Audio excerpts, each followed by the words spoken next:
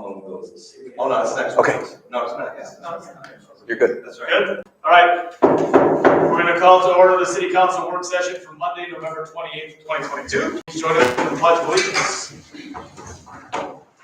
I pledge allegiance to the flag of the United States of America and to the republic for which it stands, one nation, under God, indivisible, with liberty and justice for all. Jamie, roll call, please. Jeff Elke. Here. Bill Leclerc. Here. Darla Leclerc. Here. Tracy Coach. Here. Tim Petrie.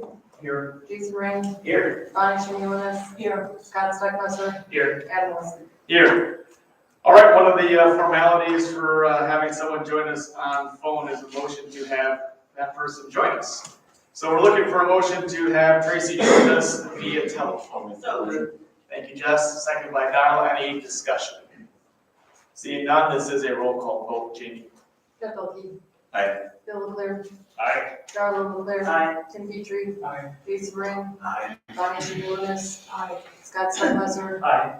Adam Wilson. Aye. Motion carries. Okay, thank you for that and welcome, Tracy. Going on to number 4, which is the public hearing. The public hearing is on the proposed 2023 city budget. Brief review by city manager, including review of budget related resolutions to be presented for city council action at the city council meeting on December 5th, 2022. So before we open up the public hearing, we will kick it over to Greg. Seeing as we don't have any members of the public hearing chambers, I won't go into great depth on the budget. It has been out there with this notice and available for public review, both in person, in print copy, I should say, here at City Hall and at the library, also available online and on the city's website. Tonight's hearing has been duly noticed to the public. We just highlight again that with all funds taken into account, the 2023 budget accounts for a $43 million annual operation of the city. The 3 tax-supported funds are general fund, library, and debt service. There is a tax rate increase of, help me out there, about 2.72%. 2.73%. 2.73% proposed in the budget as I have recommended it and as the Personnel and Finance Committee has recommended it. That is primarily for purposes of covering an increase in required debt service in the debt service. There's also about a $19,500 increase in proposed elections for the general fund, which is the balance of that 2.73% left. The tax levy in support of the library is, as recommended, is unchanged from the current year. None of the various utility funds, electric, water, sanitary, sewer, storm sewer, solid waste, and telecom, none of those have proposed rate increases required for their operations. Council has, again, next Monday, we'll be voting on specific resolutions related to the budget. Those were provided to council with your packets. You've also got them in paper form here in front of you. I'll just go through those briefly. The proposed general fund budget is at $11,442,949. That is inclusive of a budgeted $300,000 contingency. So I would say basically the operating budget, because contingency would not get spent without specific council authorization, is $11,142,950. That spending net of contingency is up about 2.9% over 2022. And as I pointed out numerous times during committee meetings and council meetings, this takes into account retaining all existing staffing positions in the general fund departments. There's one part-time position of engineering technician that goes from part-time, probably about 2/3 time, to full-time with this budget. It does provide for reclassifying the civil engineer as assistant city engineer.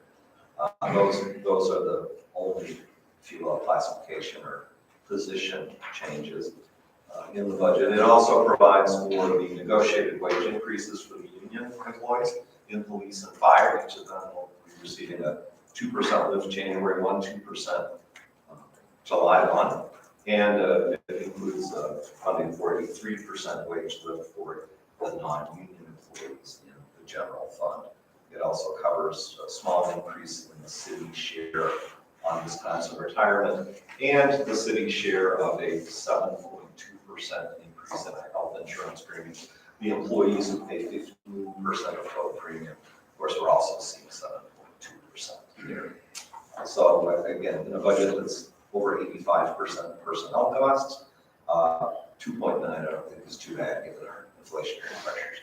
So council next Monday will be asked to adopt essentially the resolution in front of you, and that identifies it doesn't list individual departments or line items, but they are grouped in the major activities of general government, public safety, public works, et cetera, as in the budget document. Questions on the general fund budget as proposed? Okay. The next resolution is quite the omnibus resolution here. Basically all other funds, and it details the various capital projects funds of the city. Now some of this isn't all new money to be borrowed or levied for.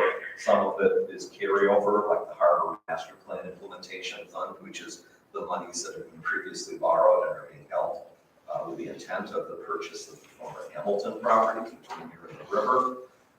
But the various spending as proposed in the budget in the various capital funds totals $5,896,386.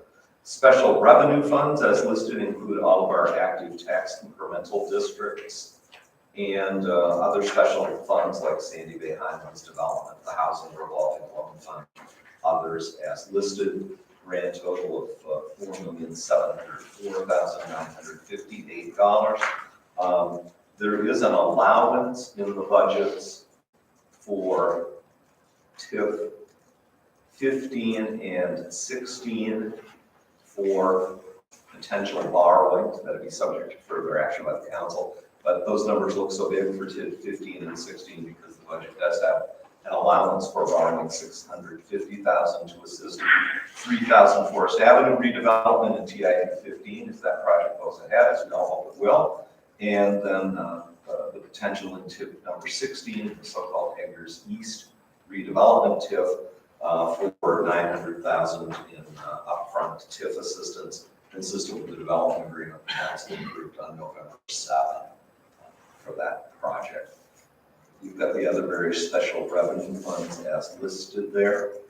And then finally, last but not least, at $17.2 million, the enterprise funds, primarily supported by user charges, solid waste utility, the water utility, the electric utility, telecom, which is basically the city network of fiber optic cables, stormwater utility, and sewer or sanitary sewer utility.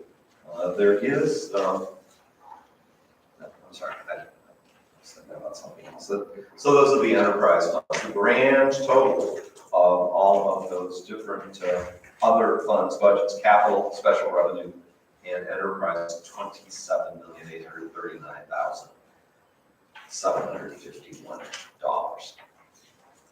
By separate action, the council is asked to adopt the debt service fund budget inclusive of the levy, I guess that comes later, the levy for debt service. Total debt service fund budget identified at $2,802,820.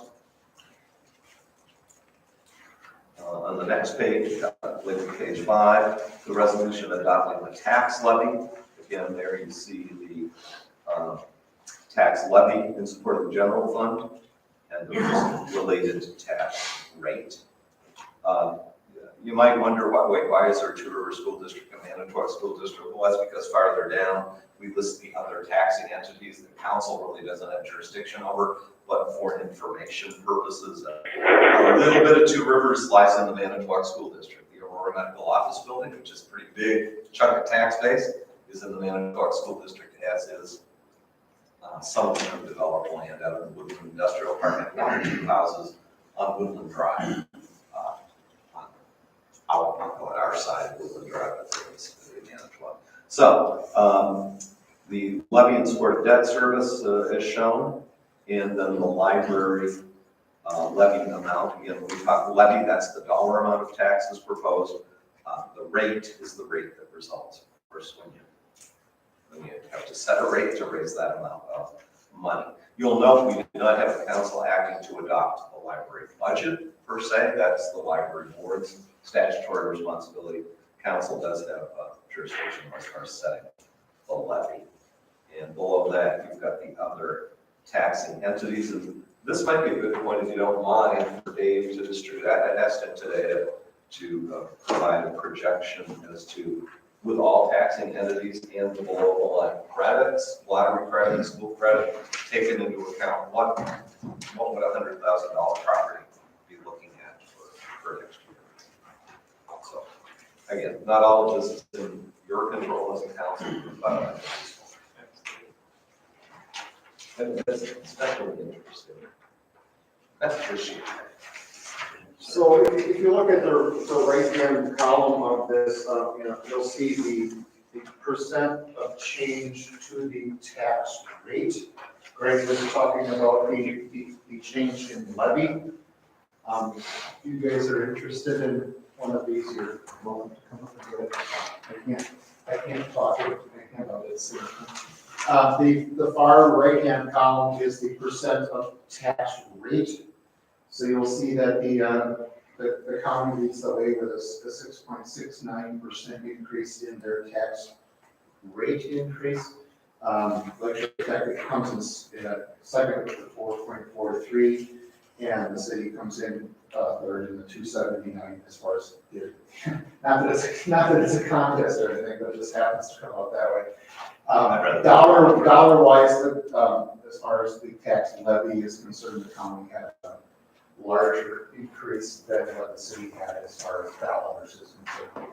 The LTC is a smaller percent of our total levy, so that that percent looks higher, but it's really a smaller dollar amount. So this is kind of a mock way of looking at a tax bill, comparing it to last year. The first 2 columns are previous to what last year's tax bill would have looked like.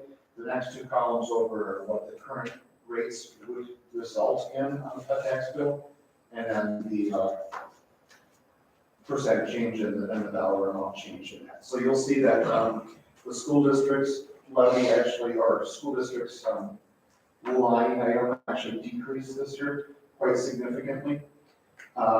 And the first subtotal line gives you that a 34% increase in those lines above it. So if there were no state credits, if there was no school credit, the tax bill would change 34 cents. Okay, so we'd be about pretty even if you ask me. Then the school, or the state sends out a school credit that we apply to the bill that is based upon a tax rate. It calculates out a tax rate and is based upon assessed value. So that results in $159, again, on a $100,000 home, a $159.30 credit on that tax bill. That's only $2.65 different than last year. So, again, up until that point, that second subtotal line shows you what changed. That is driven by the assessed value of the house. So we'd be an increase of $3 at that point on a $100,000 home. Then the state also has what they call first dollar credit. First dollar credit is given to any property that has any improvements on it. If you have a parcel and it has a garage on it, it receives the first dollar credit. That is changing from $63 credit to a $56 credit this year. So that's driving a $6.94 increase in the tax bill. And then lottery credit is given to any home, any parcel that is the primary residence of the person living there. Does that make sense? Yeah. So if it's your primary residence, you receive the lottery credit. And the homestead credit, that has to be your residence. You got it. What? It's kind of like a homestead Oh. credit. You have to, it has to be the house where you reside. Correct. It has to be your primary residence. And that is decreasing, what I call considered significantly, $39.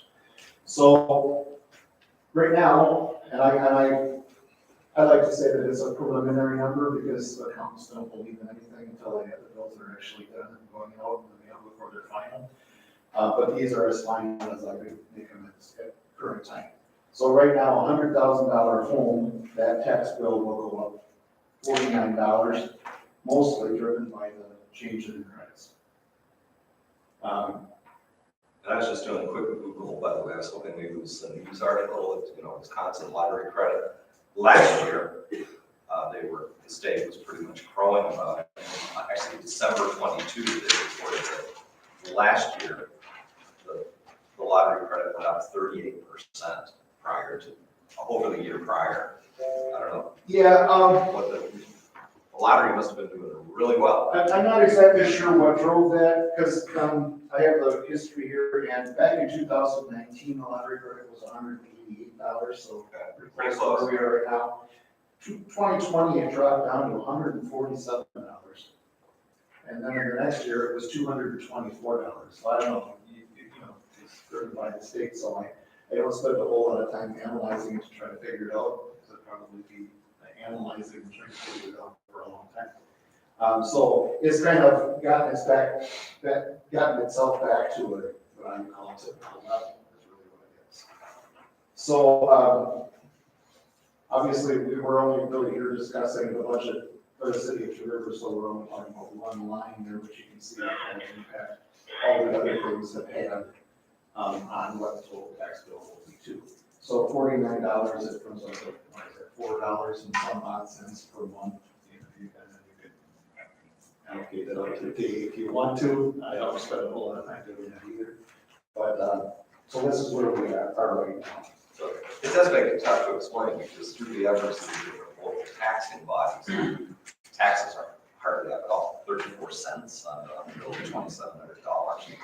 On the other hand, if you're talking to your the folks that elect you, well, wait a minute, on my $100,000 house, my tax bill went up almost $49, almost $50. Well, that's just about exclusively because of changes in the local line of credits, primarily the lottery. Yeah, and because of that, whether you have a $50,000 home or whether you have a $200,000 home, your taxes aren't going to change much different in any direction. $200,000 house rate would go up $52 rather than $49. A $50,000 house would go up $47 instead of $49. So it's not going to change a lot because it's a lot restricted by those credits on the bottom. Thank you.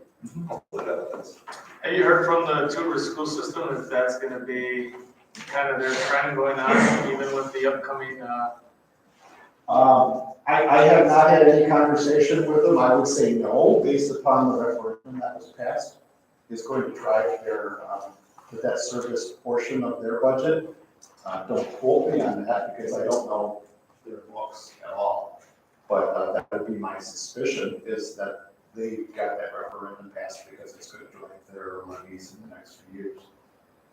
And I think the materials that were sent out to the community and what was presented to the council, Diane Johnson and Mary Kay Slatter were here showed that rates will increase over, I recall what is current as of last year's bill, but not as high as the rates were during the peak debt service years and for the high school. But I'm surprised at the decrease that we're seeing in that line.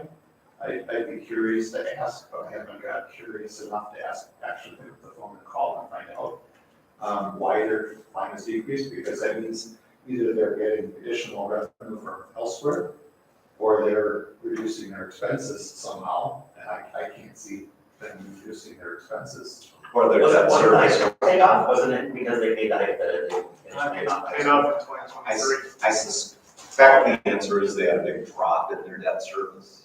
But again, and I go way out farther on the limb than Dave does on conjecture, but I would guess. That is a guess. Well, Yes. they did raise their tax rate by 10% last year, which wasn't understandable because they were almost done with their debt on the high school, so I didn't understand why they raised it.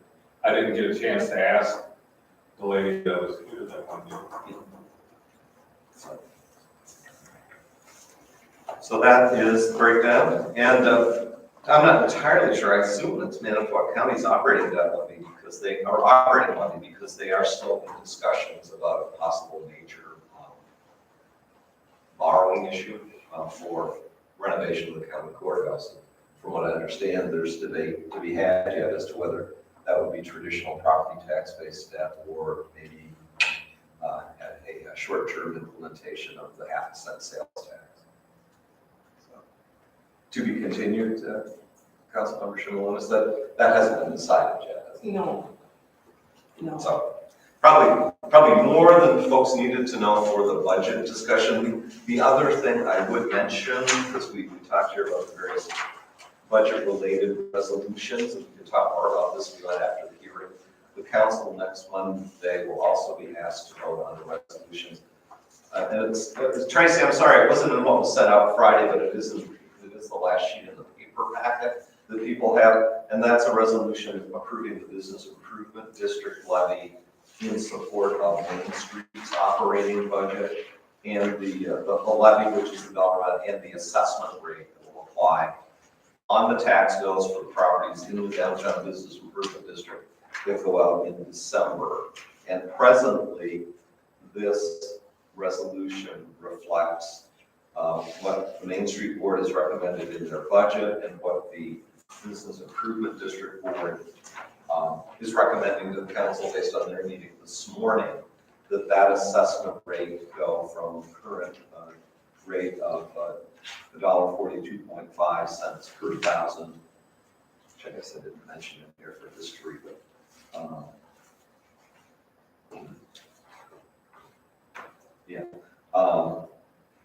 up to $2 per thousand, which is the maximum allowable under the adopted Business Improvement District operating plan. So this is recommended as a key component of Main Street's operating budget and its work plan for next year. It's recommended for approval. We have 5 and 7 bid board members, all downtown area property owners, voting on that today, but it does require council's approval in order to go on the tax bills for those properties. And if we want further discussion of that, maybe that would be best after the public hearing is concluded. Dave? Greg, I just want to let you know that we will be changing this business improvement district levy resolution a little bit because there's a phrase in there that says such rate being unchanged from the assessment rate in effect since 1996. Right. Obviously, that is not correct. Right, and we'll reference the most recent rate of $1.42.5. We can. Sure. And actually, I think I stand corrected on what I've put in this in the past. The rate has been changed since 1996. It was reduced somewhere along the way. It was originally adopted at $1.75. But I did want to get it on the record that this will be a resolution, not a city budget resolution, but for the bid levy and rate that the council has to act on. The other thing we will be presenting Monday, this is a little more inside baseball, but you may recall we're recommending that the $7 monthly environmental fee on the utility bill stay unchanged, but that the portion going to the landfill fund for management of the old landfills come down by 35 cents from $2.75 to $2.40, and the portion for urban forestry and tree planting go up a corresponding amount from 35 cents to 70 cents. That's reflected in the budget for those 3 funds, solid waste, landfill, urban forestry, tree planting. It won't result in any change in what the users pay, thank you, but it would require council resolution to be allocated on those dollars.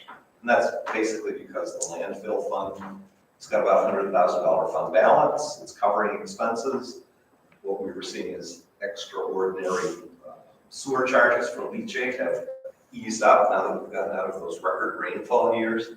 And frankly, with Emerald Ash Borer really being felt now within the community and on our public tree stock, recommendation is we need more money for tree removals and tree planting. So that'll be part of the package of resolutions. You're gonna do that next. Let's plan to do that next. Okay, are you also gonna do the water utility property tax? Oh, that's right, the budget, thank you. The budget does also reflect, as a general fund revenue source, increasing the water utility property tax equivalent payment by $85,000. There's 90 something, 93, 94. I think I'm calling it 100, but it's in the 90s, to what is the normal amount that would be charged. We've been suppressing that for a long time due to the deficit situation of the water utility. I think that now is the time. We don't want it to drive another rate increase. That's not on the horizon. In fact, starting in 2024, the annual debt service requirements for that fund drop by quite a bit.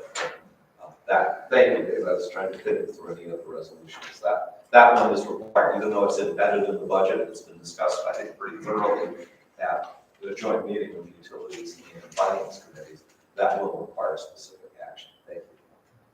So it was a little windy as usual, but that's a brief overview of the budget. That would be so appropriate for some of the three calls for public hearing. As we will. So opening up the first call for public hearing. Closing the first call. Opening up the second call on the public hearing.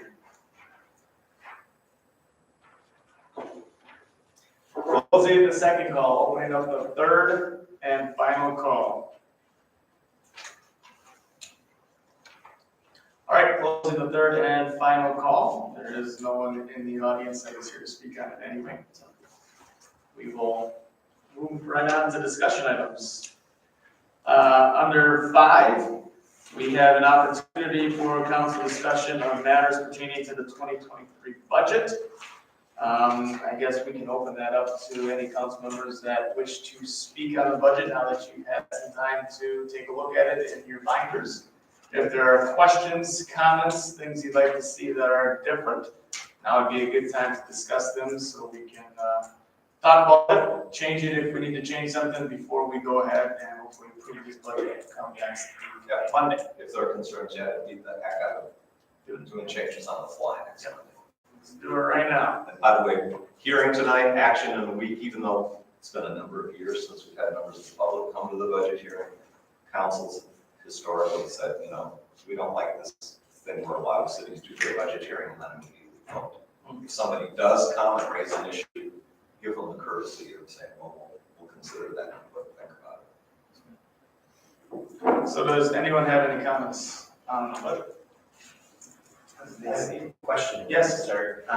Looking at the special revenue funds, community tourism fund and community development, or the tourism development fund, what's the difference in the two funds? 259, which I think is Yep. community tourism, that is where the money comes in from the room tax and is then distributed out either to, well, in 2022 and 23, either to the city's general fund, both to the city's general fund and to Fund 258, or community tourism fund, if I've got the term right. What ends up in 258 is the money that the room tax commission has jurisdiction over. And in this year's budget, and you know this historically, the city has always spent some of the room tax proceeds in support of general fund functions. Most of that though earmarked for trail maintenance, trail and median maintenance. Yeah, median. Yeah, with this year's budget, again, because we're in a real revenue pinch, the budget does reflect taking the full 30% that's allowed under statute for city general fund purposes, but the balance is under the jurisdiction of the room tax Commission, and that's in Fund 258. Most of it, if we were to pull that budget up, is in a lump under contractual services, I believe, but that would be subject to developing into a more line item detailed budget for city implementation of its tourism program. And I believe that's reflected in the comments for Fund 258. Do you have that? Scott? I just cited both, so it's like. Yeah. Well, bear with me just a minute. Fund 258.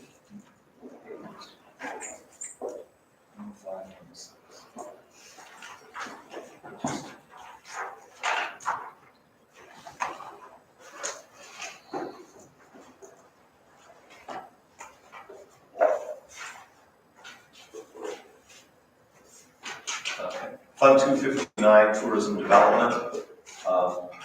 Sorry, I don't know how to go full screen. Dave, you told me you gave me an email on how to do that. I don't remember. Oh, and worse yet, this is a Word document, so I'm not going to do it.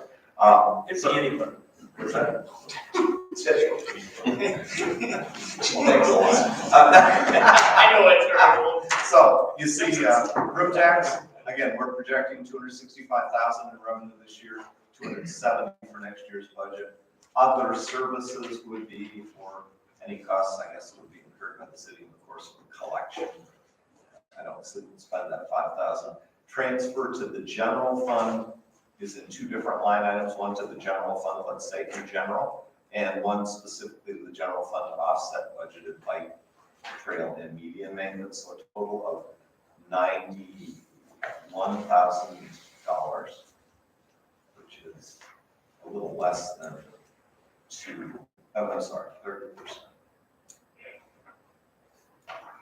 Should be 80.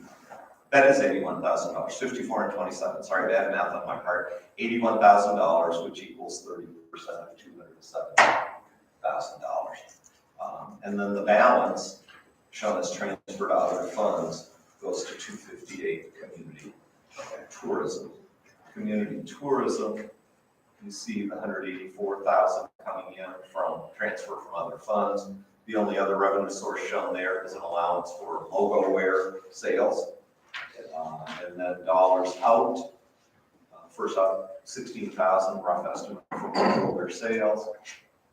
25,000 going over to still for wayside maintenance, feeling that those are still tourism related, the wayside on Memorial Drive, and then the balance being available for tourism, the tourism budget. Now, yes, what's available for tourism is more than the transfer, and you see these funds carrying a pretty hefty balance. And in the notes that continue over on page 107 of the budget, the approximate budget that will be voted on in final form next week, I expect, by the Room Tax Commission is about $200,000.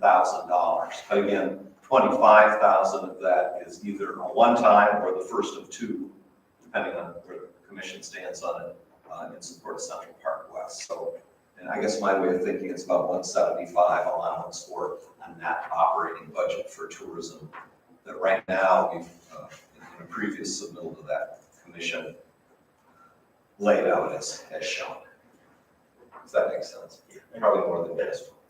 A little bit, but all didn't talk. It's very good news on that front. And hopefully that isn't just room tax generated, but economic impact in some community. Other questions? You know, we did trim back capital projects, and the total borrowing for capital projects instead of $1.8 million. So I go back to the beginning. Instead of Yeah, we get it back to 1.8 from 2.1. You're right, instead of 2.1, it's 1.8. That's right. Well, bear with me. You can tell this is unscripted. What is the target project for the next year? Street project is Lincoln Street, and a carryover of 188,000 for resurfacing Zlatnik. Now getting close to, there we go. So I didn't have anything in here about borrowing for capital projects, but it's 1.8 million down from about 2.1. I'm going from memory right now, we can drill down on each budget. Parks and Rec is Fund 44. That has an allowance for $400,000 for a major playground at Neshota Park. It's taking it from the top in the yellow column. $40,000 for routine mower and tractor replacements. This is the so-called small rounds mowers this year. A kayak initiative for a new fully accessible launch at Vets Park, and some possible purchase of kayaks for instruction purposes, not looking to get into the commercial business. We're competing with local businesses on that. But that hinges on getting a grant from coastal management, which is shown on top at $30,000. So the net city spend on that would be $45,000. $15,000 for field renovation. That's being paired up with $15,000, most of which will probably be carried over from this year. And that's going into the batting cage over at Vietnam Veterans Park.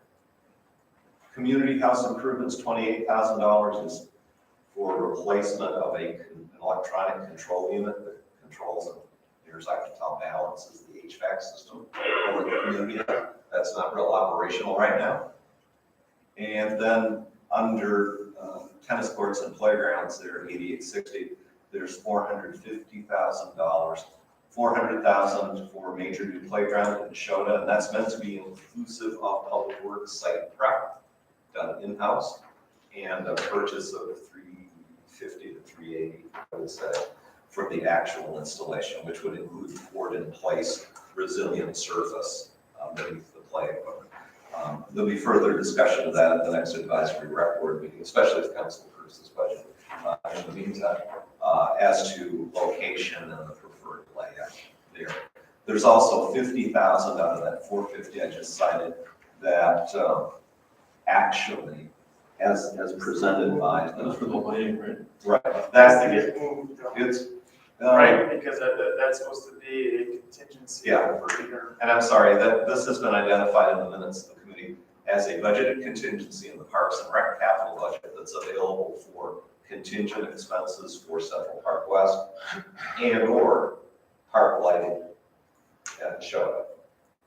And the preference would be avoid spending it for Central Park West so we can make those lighting improvements at Neshota. But and again, council doesn't adopt the budget at this level of detail, but I'm sorry we didn't update that detail, and that was clearly, I think personnel finance actually said three things. It could be used for Central Park West contingency, Neshota lighting. The thought there is to replace some of those god-awful concrete fixtures that are all broken up and create probably bollard style lighting, a safe lighting pattern for the walkway that goes all the way from the beach house to 22nd Street. And, or if available, to apply it to some new little kids play equipment closer to the existing shelters, especially if this new larger piece moves a little further away from those shelters. So correct me if I'm wrong, that was the action committed. And we'll do our darndest to do all three of those with some outside funding as well. Somebody mentioned streets, again, street construction, only 335,000 in new borrowing, 188,000 is being carried over. We deferred this Zlatnik resurfacing because the 17th Street project ran late, and we knew it was going to run late. Concrete pavement repairs is a budget for the flat work you see our public works crews doing around town. That would be the one that the repair work that is not driven by utility replacements where the utility funds pay. And then 35,000 of that, generally, we would plan to fund doing the red crosswalks at yet another downtown intersection. There is an open question on that, Jeff, I don't think you had raised. Does it spell it all out in a spot in our binder? I thought it did. Maybe I'm wrong. Well, pretty much, There's there's narrative. There's narrative. Yeah. And the Lincoln Street project in total, if you look at note number 1 at the bottom, is about a darn near $2.6 million project, but that's with all the underground utilities. portion of the cost attributable to the street surface itself, Lincoln Street, I said Lincoln Avenue, Lincoln Street, is $500,000. And yeah, concrete pavement, preventive maintenance, and repairs. So that's actually crack sealing, flat work, and downtown crosswalk replacement. Maybe some fresh marking around the site crosswalks too, which are looking pretty shabby. $15,000 for curb and gutter replacement, $20,000 for defective sidewalk replacement, which we really need to step up our inspections on those tripping hazards. Matt is fairly new to it, but one of the frustrations we've got is, we can give notice to property owners, and they're always given the option of repairing the sidewalk on their own, which many do, or saying, no, I won't do it, but I'd like the city to bid it out.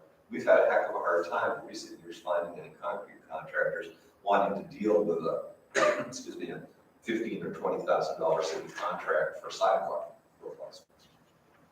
And due to changes that accompanied, or were about the same time as Act 10, about 10 years ago, you can't do work like that with city forces if it results in a building to the property.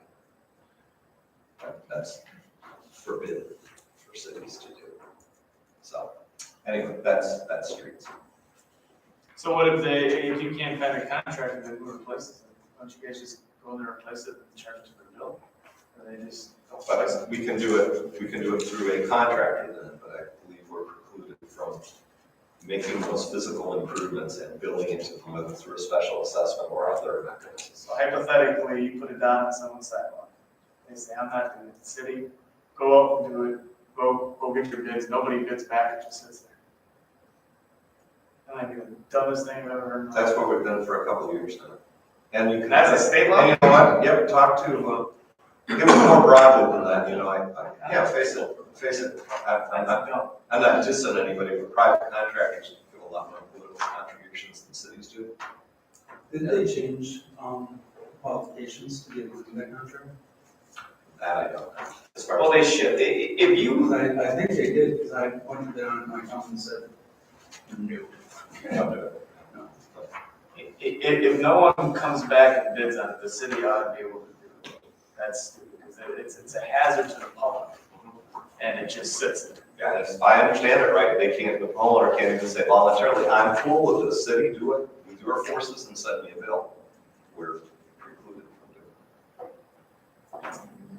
Despite, as some of you has observed, Jeff included, our crews are pretty darn proficient in concrete work. Anyway, that might be another, if I've got it right, and I think I do, that might be another good one for us to talk about drainage. I mean, that's fine if we want to hand it up, if they want us to hand it to contractors first, I got no problem, for us to do it, but if no one's responding, somebody's got to respond to the problem that we have, with people trying to walk the sidewalk. That's been my understanding of it, we just had a hard time finding people Yeah, interested. I think last time I looked, the contractor had approved that they had enough cash liquid to do the whole contract without getting paid before they could get on it, and then they had to have, all their tax records certified and all that stuff. If it's under, if I'm remembering right, 25,000, we don't have to get sealed bids, we could just go out and negotiate with someone. But still, I think prevailing wage applies and other things that make it a kind of a gummy government contract kind of thing. The city can't create its own contractor, I'll ask Attorney Bruce on that. because I know businesses do that. You buy When I did it, there was So anyway, that's an area, I mean, I feel just from walking around town, we've got some pink dots that are getting pretty old. And, I was wondering why some of those weren't taken care of, but we going to watch these kids. Yeah. Did they grind them? Yeah, they can, so that's an I option. meant like the city workers that they could go and do like a repair instead of a replace, that'll change what the. As long as you're not pouring it, That's or you're not pouring it. That's an interesting question. Are those something that can be just mud jacked, or did they? Raised right. Sometimes you can raise right it, sometimes you can diamond grind it, And you Do you see, even have the equipment for that? For grinding? I don't believe we do. Yeah. But again, there's contractors that do that too. Sure. That's something maybe can be taken up at Public Works because, it's a small piece of the budget, but we take a lot of pride in being a very walkable community. And I know from experience, it doesn't take much of a lift and all of a sudden you're got to trip to the emergency. And the city, we're on record, the city does have some responsibility once we've noted a deficiency and serve notice. It isn't just the homeowner that has some culpability. It's us. Okay. Let's team up with the contractor. It's fine. Other questions? I have, for the elections, is it the new voting books that have dropped so much? Oh, is that why it's down? Okay. Yeah, elections fluctuate a lot. I think that Okay, no, it's fair. it'll have a big rise in 2024.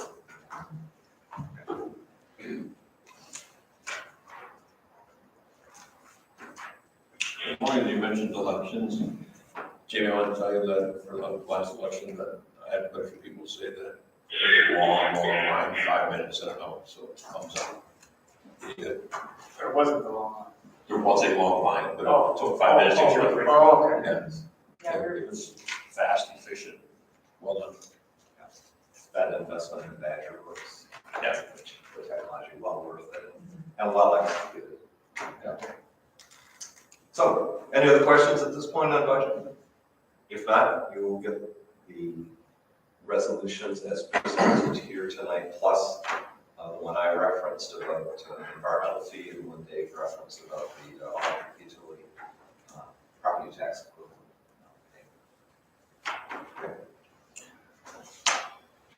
Yeah, go ahead. So I do got a comment on, and it's the same thing that I brought up a few times during the meeting. I still don't feel that because we are a government entity, that we should be able to ask for more tax money from people. You said yourself, we run this as a business, so what business are doing now, everybody's in their crunch time for doing their budget for next year. They're either cutting goods, services, or personnel. We really didn't make any attempt to do that. And respectfully, I'll ask the same question I did when that came up at our committee meeting. Are any businesses raising their prices? They seem to be, from what I'm experiencing as a consumer. Taxes are a big part of the price. We have to charge for our goods, so. Don't you think though, I mean, the budget only increased 2.73% and inflation's a solid 8%. I mean, they did a pretty good job with the budget, if it only increased 2.73% there. It could have been over 8%, or 8%. Just saying, just by looking at what. Again, not to be too argumentative, maybe a little. I on mobile and all the oil companies, they seem to have not only raised their prices, but they're making record profits. So that's apples and oranges, but cutting isn't the only thing that happens in the private sector, and that's why all of us are feeling in the wallet, whether justified or not, higher prices. At least for the general fund, our only variable would be either user fees, which Is a tax. is a tax, yeah, we don't have to agree on that, or taxes. So I know this council and the committee feels very strongly about rate increases in taxes or user fees, but I would just say for the record, I think we're doing damn good where we are. But I hear what you're saying. Coming from a person that doesn't like to raise anything, I think we did a really good job with this budget. It hurts to go up. I don't want to go up. And I hate going up. But unfortunately, inflation has cost us. And it cost us more in gas, cost us more in insurance. We got to pay our employees more, just like everyone else is paying their employees more. The days of paying anyone even sit at the community house for $8 an hour, it just goes vacant. No big lights on it, because you go work at McDonald's, Subway, and wherever else for tents. We have to follow suit. And we have to do the same thing, otherwise we close the community house. And I don't think we built the community house or did updates to the community house to close it, or anywhere else for that matter. As much as it sucks, some of the past borrowings coming back to bite us, and that's the reason for our increase. And I know, Jeff, you were at the meeting. the general fund, which is the people that you're talking about, it is only going up 0.84%. It's not really going up. That's peanuts. No, it's going up 0.84, 0.87. It's small, isn't it? Total general fund, we do what, under about 2.7. That include contingency though? Yeah, that might be with contingency. It was lower than that. Anyway, it's not going all that much up for the way inflation is going up. Past borrowing is coming back to haunt us a little bit, including last year's borrowing. I mean, I know last year we borrowed more than what I wanted to borrow, but we also had a lot of unknowns. We didn't know if we were gonna get anything last year, so we're like, well, we better order it, because we may not see it in 2022, let's hope to see it in 2023. At the same time, prices were going up, no one would even hold a bid. So I mean, we were paying more last year when we borrowed. And that's why when it came back to us to borrow 2.1 something million this year, you know, we told city staff and Greg, we said, hey, can we drop that? We need to drop that, not only because we can't continue to afford it, but interest rates are going up. So we got it. Greg saw some cuts that we could cut, and we did. And we brought borrowing from 2.1 to 1.8, savings of 300,000. And in all honesty, it was, a different committee makeup maybe, but it was made clear when we borrowed in recent years, this is going to put debt service on I would say not an outrageous upward trajectory, but we're going to need increases of about 3% a year. We're going to be back next year talking about the same thing. I'm here to tell you. Maybe it's a little contrarian. I wish we'd have borrowed more for capital projects, because guess what? We were doing 10-year borrowing at under 2.5%. And just not spending money isn't virtuous either. I've heard people, at different times in my tenure, this just isn't the right time. Well, guess what? If when Hamilton and Paragon and the whole world here, the industry was going strong, was a good time, it wasn't you guys as council, it wasn't me as city manager, somebody sure as hell was asleep at the switch. If those were the good times, our infrastructure was like going into free fall. I respectfully, yeah, we borrowed more, we're paying a price with very modest tax increases. We've also leveraged a heck of a lot of grant money and outside investment when the getting was good. Of course, we've been saying for the better part of 5 years, don't know if we'll ever see rates like this again. Something's got to give. It kind of feels like it's given right now. So, but again, recap as far as the city tax rate changes. And I think I'm a little high there, Dave, right? Because it's 2.73%. Well, last year 1.79. 2 years prior to that were small negative changes. So at least on the price side, I'll put that up against That's gas. tax rate that you're quoting. Right, the general fund, in support of the general fund, it's not even a percent, that's almost lost. No, it isn't. And that is the people. Oh, I see what you mean, that portion. Right, that portion is the people. Oh, yeah. What you're talking that you want to cut as far as people, there's not a 0.84, we're not even going up a percent, there's not much to cut. It's the borrowing that's stinging us. And we can't get rid of the borrowing because, well, it's already borrowed. There's no going back. And unfortunately, we needed to do it. I mean, if you look at our roads compared to Sheboygan and Manitowoc, I would say we're 10 times better. You're 0.87%. 0.87%. So our people fund 0.87%. That's given an increase in health insurance. That's an increase in wages.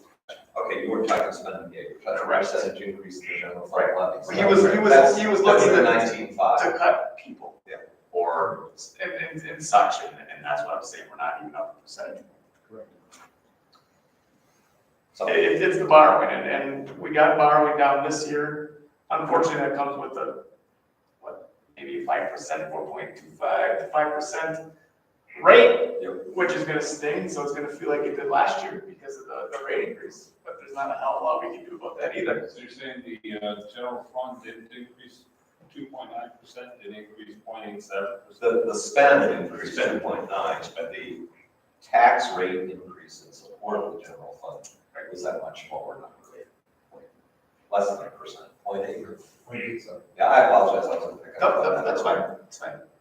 And why did the spend go up by more than that? Well, because of the increased transfer payment for taxes. So I think we did a good job on this. We spent a lot of time on it.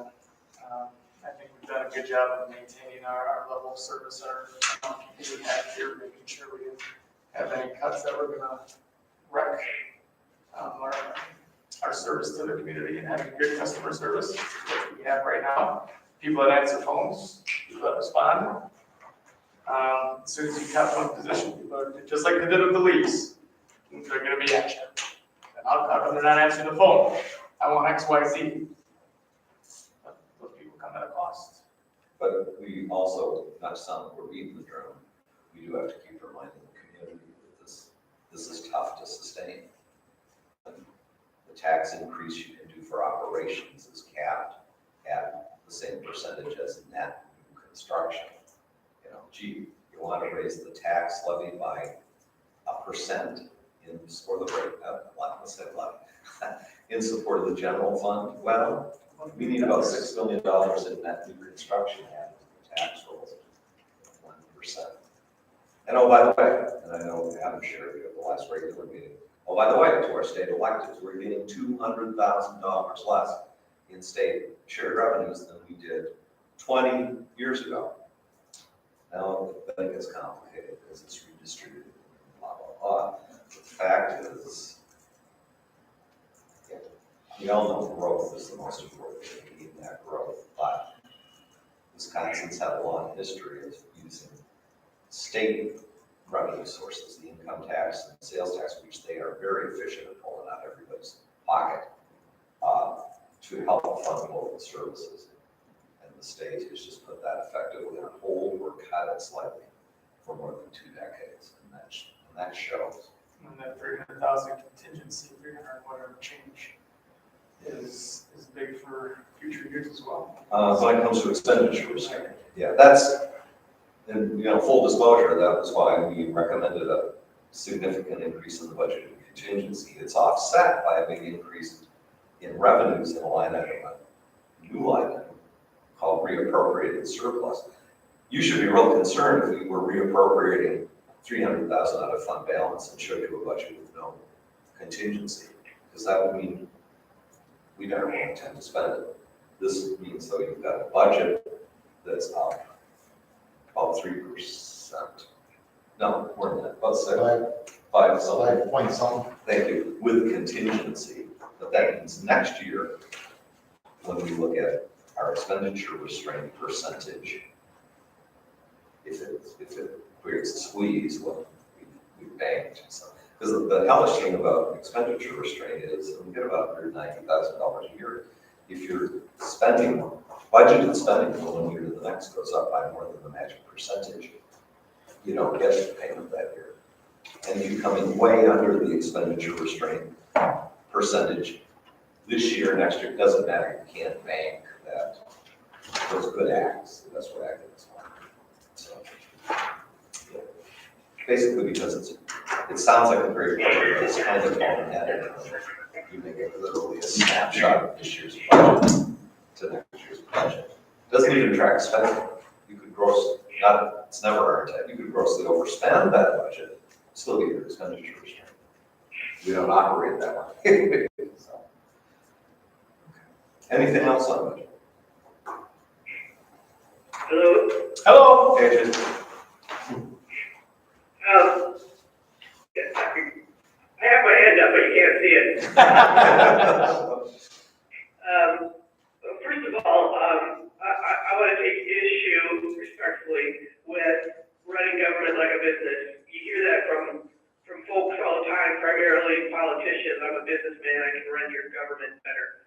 And they're two very different animals, not only for accounting methods, but just what your mission is. And in this case, we are the stewards of the city services. So we're making sure that there's good people in place to administer that. And if we didn't, we wouldn't have to be a city, and everybody can drill their own well for water, do their own outhouses and whatever else, and that's what it would be. And it would probably get a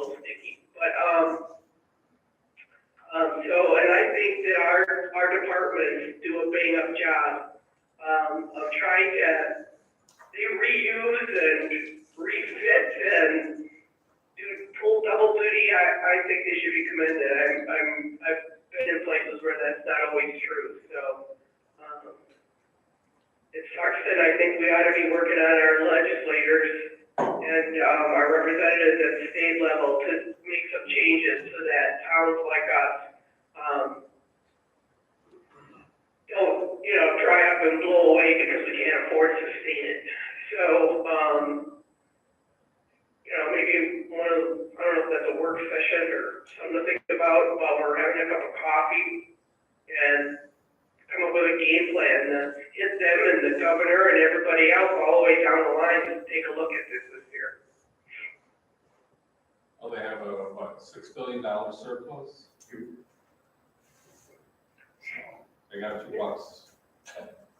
And, from what I read somewhere recently, Governor Evers and Senator Lemon and Speaker Voss actually met and had a discussion, because guess what, Governor, you're still gonna have 2 Republican-controlled houses.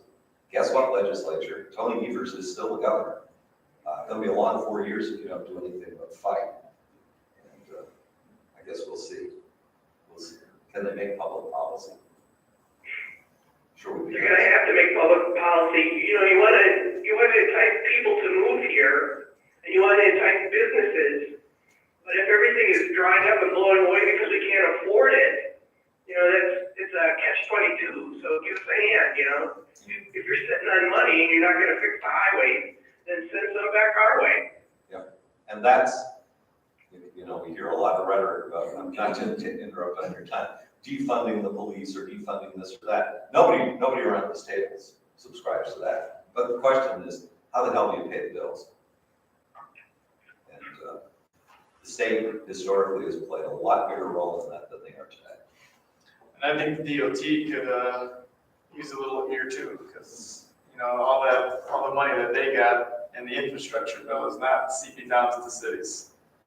It's being soaked up by them and wherever else that they kind of see fit. It's kind of blowing right over people like us. But yeah, we're paying for it dearly and getting very little of it. Especially on state highways or bigger cities, all we know is it's not coming here. We should It's come getting up kind of tired. What happened with that money for the fixing the asphalt streets? We didn't get funded for any of that. That was they wanted quick applications for work that could be, done in state fiscal 22, which is next June 30th. We applied, and they only wanted asphalt because that's quick. Nothing involving utilities or right-of-way acquisition or anything. We submitted what we thought was a pretty good list, and we didn't get funded for one. You remember then the council authorized fiscal 23 to 26 projects, and that's where we had Roosevelt Avenue, Emmett Street, a bunch of others. And the only one we've gotten funding for is Emmett Street, where So it's cheap. part is like $200,000. That's why we got it, because it's cheap. And Just think the district of transportation can go, what? And So we're gonna have to pay for the shorter road? if If we we do do it, it, for now, I know, it's pretty Yeah. hard. and I don't know, in fact, I just gotta follow up. then we gotta talk with the county too, because they're the town. So we're- Downtown's got part of that as well. Yeah, because the town had agreed that they would pay their fair share of the local match. Right. They got a grant. Yeah, I've got to follow up. I emailed Mayor Nichols today and said, from what I see, Manitowoc came up pretty short on the bipartisan infrastructure law funding as well. I think they got one project, and it wasn't big numbers. What's going on here? And he's the president of the municipality. Yep, just finished his term as president. Oh, he did just finish it. Yep. Okay. So that's where we are. You can't escape that we're very much a creature of the state. We only can do things on the revenue side of things, and in so many ways, if the state allows it. Be careful what you wish for. Yeah, exactly. Like I said, the good news is we get almost half of our budget resources from the state. The bad news is we get almost half of our budget resources. Just like you say, if they end up changing that formula too much, it could come back to really bite us in the rear end. Again, not to pick on any of the Brookfields and the Mequons in the world, very affluent, tax-based, rich communities, throw Grand Chute and others in there. They, you know, they don't make up so well under shared revenues because it is redistributed. It's Robin Hood, it's progressive Wisconsin, I'll be careful here, but it's things that have kind of fallen out of vogue in recent years. Or Ash Robin Hood. Or Ash So, you know, anything else on budget? Otherwise, we'll. Speak now or hold your peace. Actually, you can talk about it again next week. When did, so we're gonna start, taxing to cover Main Street program? We have since this bid levy, that's been annually approved at a lower rate than what's proposed for next year since. Oh, so it's something that's already there. It's been done that way since 1997. Yep. It's basically a special assessment district, and there's state law, as I understand it, there's different ways you can levy. You can do a bid levy. One of them, though, is to make it look just like a property tax. So, Because I received an email about it. yeah, I think you all did from Tim or from Nathan Klein at the hardware store. It isn't, you know, his point, and I would be respectful of his point, it's not, you know, the bid was created to help fund the Main Street program. It's not voluntary, it is using the bid law and state law to levy an assessment on every taxable property in the boundaries of that district. The only thing that's excluded by statute is you can't levy purely residential properties that lie within a bid. It's local option whether you assess it against industrial properties and local option how you handle mixed use properties like store down, apartments up. Ours applies to those. The rate for many years has been 1.425 cents per thousand, which last year generated just shy of 40,000 for Main Street. The Main Street Board's work plan and budget for next year identifies needing another roughly $10,000 from that source and recommends raising the rate to $2 a thousand.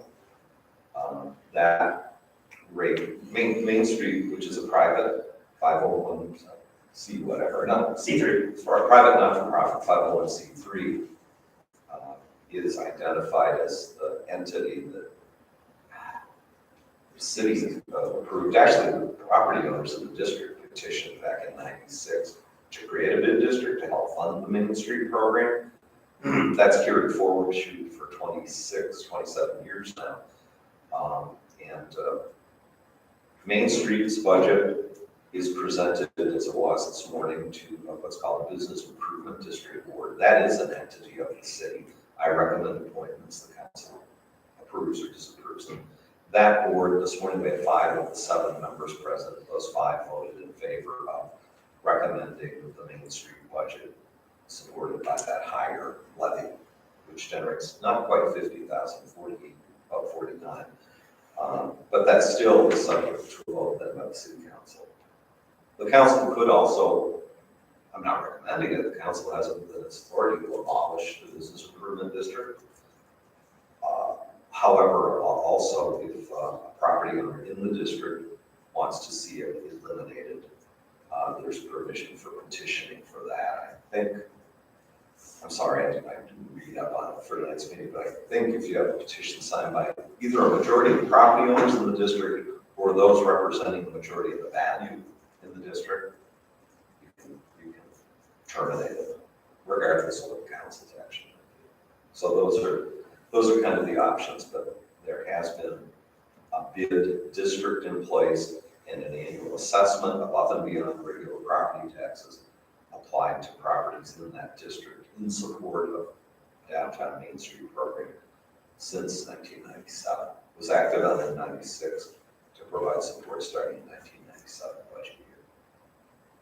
So that includes Washington and 22nd. Yeah, I didn't bring a map. We can have one next Monday. It's the big district, if you will, is kind of like a fat T. It includes Washington, the Washington Street corridor starting from White House Inn It includes, okay, along, okay, yeah, along, actually over to Jefferson and over to Monroe, up to 22nd, and then it goes essentially over to including Pickensay on the east side, and Pig and Pine Hardware on the I west can side. tell which one is it. So, Or is it? anyway. I was just thinking like, if everybody that's The perimeter. paying that tax, for some of the large So events, far they're about distance. like with Big Manners or something, if they Those put are all came up to. small thing that everybody's getting up around, because they're paying anyways, whether they're paying or not paying or something. I don't know, it's kind of- Some kind of Yeah, recognition out of it or something, it'd probably make it go down easier. I want to say there's, I don't remember offhand, Dave, there's got to be 80-some payers. Oh, I would certainly do So it so. might be more than that, so it'd be small print. Collectively, they're Two Rivers Main Street. Of course, there are event sponsors that may or may not be in the district that pay above and beyond that for, like the acts for having a festival. So, Is there a list of all oh, absolutely, yeah, you can further stuff. of them? Right. I would like to see that. It's no state secret, it's been around for a long time. Put it And on one board and just take the board and move from that. A little, a little sandwich. I was under the impression that it included Washington 22nd, I thought Jefferson, but it's a radius. no, it's not a radius. I thought it was raised. No, sir. Some of our TIF districts have that half-mile radius. The bid is boundary, you're either in or you're out. That's what I thought. That's what's confusing me. There's not, Let's see, are the Airbnbs included in that? I don't know if there are any, if they're upstairs over downtown business, they would be. This question came up this morning and I didn't have a good answer. I don't think in that district is drawn, there may be some. I don't know if there are any single-family homes that are just an Airbnb. Residential use, properties that are used exclusively for residential are excluded.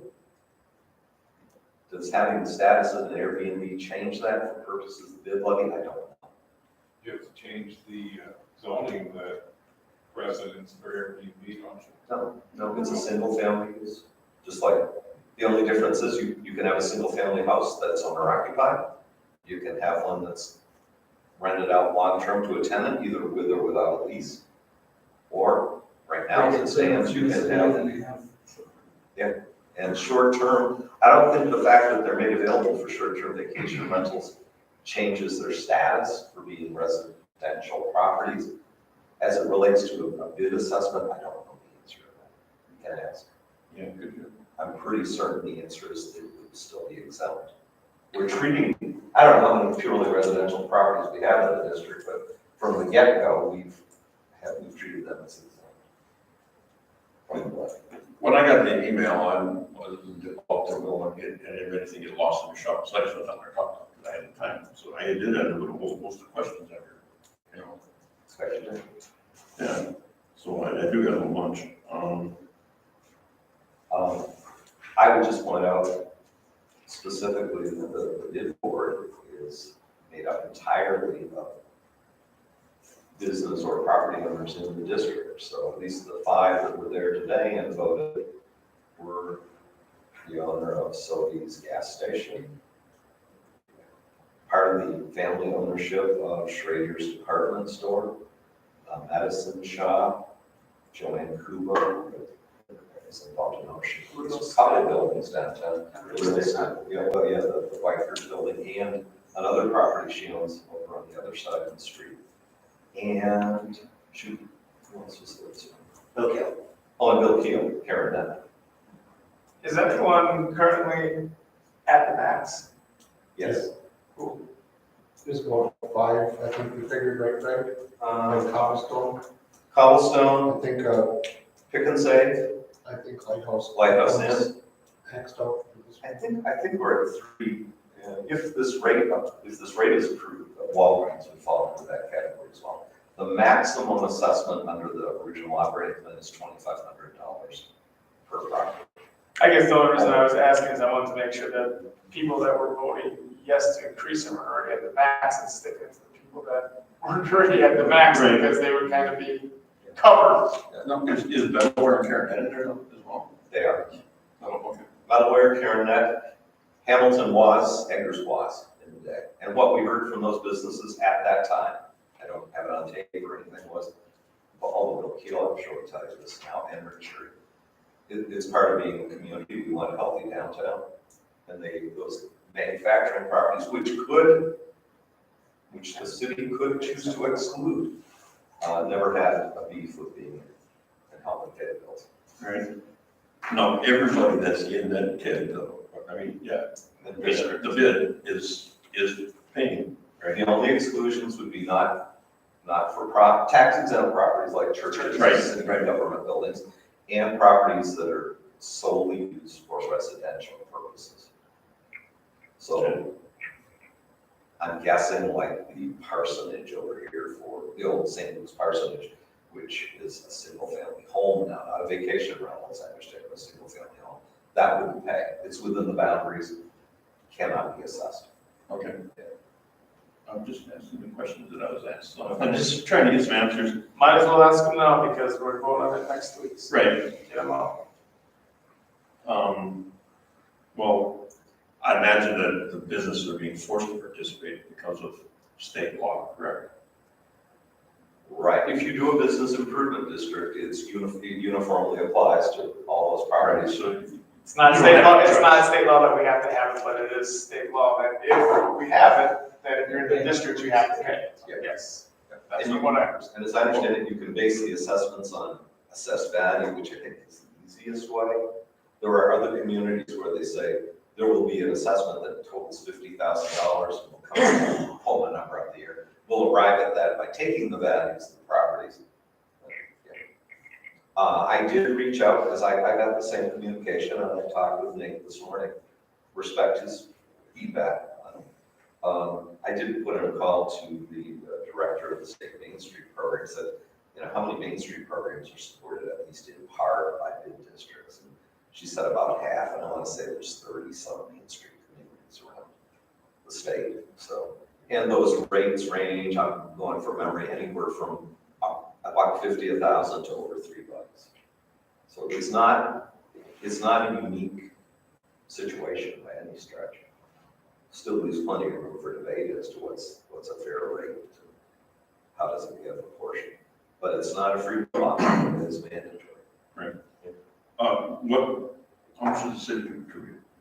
I think I might ask that a while ago. We used, and in terms of direct cash for the operating budget, zero. When the Main Street Initiative was first started in 1997, the city was meant for a few years, don't ask me how many, was matching what the bid raised dollar for dollar. So first year was about 32,000 for bid levy. The city was providing direct funding. Now, I think, it was time, and council and I both agreed, it was time for Main Street to stand on its own. Do we provide a lot of support services for the special events, things like putting up and taking out Christmas decorations and banners? And frankly, those are things the city did years before it was a bid district, but I would, if anyone were to raise that issue, I'd say this city government and this council has always supported that, does one heck of a lot as far as making our downtown look good. My first year, that was one of my biggest gripes was not to pay into Main Street. I didn't want to. I don't know if you remember that, but we were sitting in that other room down, I might have been in on that information. Brett Kurt, I think, was in there too, and that was one of my biggest gripes, was to get that, stop funding Main Street. We need to stop it, and we came up with a great formula that has worked ever since, and that was to do the facade grants. It was a matching facade grant. So we didn't stop funding it and stop funding everything on Main Street. We stopped funding the program to let them stand on their own, but contribute to Main Street and their programming via that grant application. So I think we came pretty close, if not all of it this year. Years past was Cheesecake, and Whiteker got some last year, and that building looks phenomenal. So and who else did we get? Cool City, Committed the other High the Lift, hook. the Hook. Yeah, High Lift is outside the bid district, outside of Main Street, so That was the other one. that's funded entirely out of the TIF, So out of 290. So it's good to say that that actually worked good, because now we've added on to that program, because it's been a success, and businesses have reaped the towards us as a city, because our businesses. And I think the philosophy is. Sorry, Jason. And I think, I said, I'm a musician and I'm here trying to be quiet because I can't vote on this. I will repeat myself. oh, no, yeah, I'm just saying, because I was big on just taking that money away and trying to reallocate it another way. I think You know, you have to look at it this way too, that, Main Street has been fulfilling a tourism, type role. And the city as a whole has benefited greatly from what Main Street does.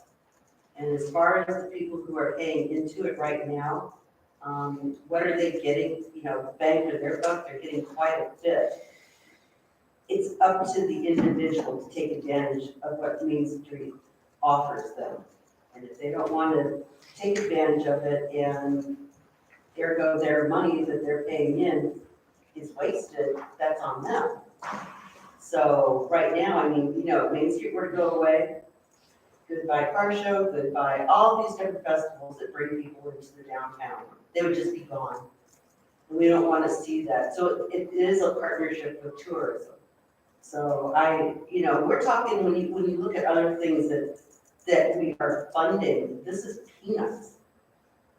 I'm just It asking. really is. No, I'm just saying, it's peanuts. And that's You why I know? brought up just the sign, you don't have to make it once, and how much is it to change vinyl? If business changes names or something, that you have a bid board that says who's on the bid board. oh, The the sandwich sign, and take from event to event. okay, I'm sorry, I thought you were taking, yeah, or what are all the businesses that take it? That's where, Yeah. that's where you'd have 80 or 90, right? Yeah, and that's what I meant, that would just have that, because people don't know what that is. This is brought to you by, that it's brought to you by this, and these are people there, but if people sponsoring the event. That, you know, that might be a little awkward, I sure would stand there and read it, but you could also, whenever there's any digital media out there, this brought to you by Troopers Main Street, for a full list of supporting businesses, click Yeah. here. That's. Or you could have a QR code on those posters and other things that does, It'd be a simple, cheap, easy thing, and Might be everybody would get 2% some recognition, and it would help show everybody who's actually on it. Right. And for the people that are working behind the scenes, they may not be working the event, but they're paying their share, that they did that little bit to go, well, I feel a little bit. And I know we're focusing more on everyone who's in the bid. I think a great majority of the bid members have just been totally cast to the, you know, to the side. And now we're putting a spotlight on everybody. It's only fair, and they're getting communications, they know what they're getting for their money, and basically what our plans are. And it's going to be, we had gotten to the point where we were focusing on events, and we kind of got away from the services that we want to do for the businesses. You know, like education, or if they need help with something, you know, we're there to help. That got blurred. But now we're going back to what the original intent was. But part of that is to have downtown events to bring people into the downtown, because it just benefits the businesses down there. I will get the word out, and I appreciate it. And Jason has done a fine job of refraining from quoting anything pertaining to Main Street. But Darla and I are both members of the Main Street Board. She, by selection from among the council, and my position was just set up as being one of the 13 on that board. The bylaws were first set up. But I'm certainly going to encourage Main Street Board members and bid board members to be in attendance next Monday if they feel strongly and want to share their input. Just as it's everybody's right. Everybody's right, whether they like the idea of a bid assessment or not. Yeah. But But that's, I think there's ways to make everyone happy in there too, and sometimes it could be just simple stuff, and I'm not knocking Main Street by no means, but sometimes, maybe you highlight businesses throughout the year, and obviously try and include everyone, but there's a lot of them there, so it's gonna be tough to do. I'm not looking past that, but it's not mine. But to maybe highlight some of them, because some of them are far away from when things happen downtown. And I agree with Greg, at the same time, you're community oriented. It's not just about, is it directly affecting me, but how am I affecting my community? But at the same time, I can see that person's point by saying, well, look at the businesses that are outside that district that don't have to do jack diddly anything, and they're also reaping those rewards and being part of the community. So I get the two-way street there, but maybe there's a way that we can highlight businesses and I don't know if it's on Facebook, if it's on the Main Street website or wherever it is, and just kind of highlight those, or I don't know, when we do, it's kind of hard, we got 90 people in the bid district to highlight people at the events like Ethnic Fest and Car Show to say, hey, here are all the sponsors. That's a long list and no one's gonna read. I know, but But it's there. but it's there, right, it's there. I'm not disagreeing that we need to try to do Smile something. that goes a long way Right. compared to nothing's older. Right. Or if there's a way that we can thank the people that are in the bid district after we have our events, like, hey, Ethnic Fest was made possible because of your contribution, and give them a small piece of paper that they can put up in their store to say, hey, I did sponsor that. Not necessarily as your $100, $200 sponsor, but I'm in the district, I gave to it in some. Maybe it's a yearly, maybe it's not after every event. Maybe at the end of the year, it says 2022, thank you for being in the bid district, or thank you for your sponsorship through the bid district, or Ethnic Fest, Car Show, or Apple Festival, whatever else you guys help with. And to just give them something that they can hang up as a token of some kind of appreciation. I like that because they have kind of been neglected. You know, we're trying to undo that, but I love your idea. I think we have to. Sponsor, you give out a gift bag, well, what's he supposed to do? Give out a bag of nails or something like me? What am I supposed to do? Come down there and, it's almost legal to have mixed drinks if they got the proper cap on and sealed, you know, but you can't give stuff out like other places can. I mean, there's. So I think part of my job is to educate people on how they can get the most out of their bid membership. Because like Nathan said, it's not a choice, you know, it's a tax put on his business. But what I find it really works to get people to feel those dollars are being used well is to engage them. And you don't have to be involved by writing a check. Some people do. You can be involved by volunteering. And I've talked to Nathan about serving on a board or a committee. That's a great way to see that the dollars you're putting in are getting invested in the way they're used for it. Another way is volunteering at our events. We're always looking for event volunteers. Wrangling Car Show is one of the most challenging aspects of getting that organized. We're always looking for servers and bartenders in our beverage tents. Even just helping with setup at Ethnic Fest and getting people delivered to the right places. Parade, you kind of saw we had parade marshals in different spots getting people wrangled. So all great ways to get involved. Being in a parade. You know, I never did figure out why we charge $10 for people to be in a parade. It's not like we need the dollars, it's not like it's the bank or anything. I think it's so we don't riffraff. But in any case, it's a small investment to be part of something that really people in the community are proud of. So that's another way that businesses can be a part of that. So I think that's a big thing, is finding a way to engage all of the businesses, or at least give everyone the opportunity to be engaged. So that's something we're gonna work on. And you're new at it, I mean, when you started, June, July? July. So I mean, I don't think anyone's expecting you to push Rome in a day. I mean, it's not gonna happen. I think Main Street's been neglected. I'm not gonna say, you know, the past director was god awful, but I think things started to kind of sag a little bit. So I mean, you got a lot of work on your plate. There's no question about that. And it's not due to the fact that you're not doing a good job. It's due to the fact that things kind of just got let go and people kind of got put to the side, and now you're kind of picking up the slack of a lot of bad feelings with some businesses that are in that district, you know, both of your own, but unfortunately, you're there. I'm happy when people bring this stuff to me, because, you know, you can simmer quietly on the outside and work against the organization, or you can be direct like Nathan and say, here's my problem, here's what I want to see. And that's great, because then we can address that. We can work to take in some of his ideas and, you know, do some different things. We also have a survey that is going out to all of our supporters in the community saying, how can Main Street better work for you.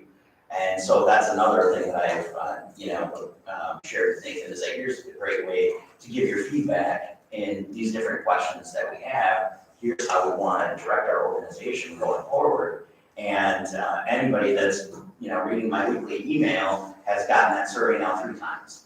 And we started by doing in-person surveys and learned a great deal from some of our local businesses that participated in person. One thing I learned is we have a lot of businesses that are getting to be the point where they want to retire, but they don't want to see their business go away. But they don't have a plan in place for how to sell that or how to pass it on to the next owner. And that's something that we're going to look to invest some resources in, helping to educate people or put them in touch with the right resources to transition their businesses. Something that we can help with is valuation. How does somebody who's ran their business for 20 years, is the value that they put on all in their hearts and not necessarily something that a buyer can put a value on? What is the tangible value to the person buying the business or the business? And then how do we help market those businesses so that they can feel like they're still serving the customer until they sell? Because they're like, well, I want to transition it, but I don't want customers to know because I don't want to feel like I'm putting them on, it's something that I'm trying to research and learn more about so that we can share that with our businesses. Sorry. Nope. Are there financial reports with monies ins and outs? Yeah, we're a very transparent organization, and I appreciate that. We have never set it up to have them online or available that way, but you can email my office and say, hey, man, just like to look and see what your guys' budget is for next year, or let me know where you're at with your budget this year. And I've got a follow-up from Mr. Klein. I'm going to be sending him the Main Street budget presentation and link to the bid board today, and that includes estimated revenues and expenses for the current year. That will be conveyed to council along with the minutes for the Business Improvement District Board. That'll be in your packet this week too, or I can send it to you. It'll be there, but you know what? When I send that to Nathan tonight, I'll send it to you guys as well. The city has a responsibility for having the bid included in our annual audit, but understand some cities create bid boards where the bid board is the one that does programming, and they're meeting monthly and they're spending money for streetscaping and parking lot maintenance, and that our Business Improvement District plan says is to provide dollars in support of Main Street. So when it comes to like audit, our auditors are simply under the special revenue funds or whatever they call it, other funds. In the report, it shows Business Improvement District, and it's basically dollars in, dollars out, and that dollars out is 1, 2, or maybe 3, depends on how the money comes in, checks directly from the city to Main Street. So, the city's the intermediary there. But, This one, I was actually, when I was leaving the parade, somebody stopped and asked me this one. You want to know why wasn't the office lit up like the North Pole? That is a great question. Because it was parking or nothing. Well, I'll tell you, That's like that. the simple reason is there's one guy, and he was there trying to herd cats to get the parade started on time and everybody in order. And yes, and it's funny that you should say that. Why aren't we lit up like Times Square on Christmas Eve? And that's something that we as a board have talked about, is do we want to build up our downtown by getting businesses lit up for the holidays and have that kick off of the holiday parade and then go through the new year?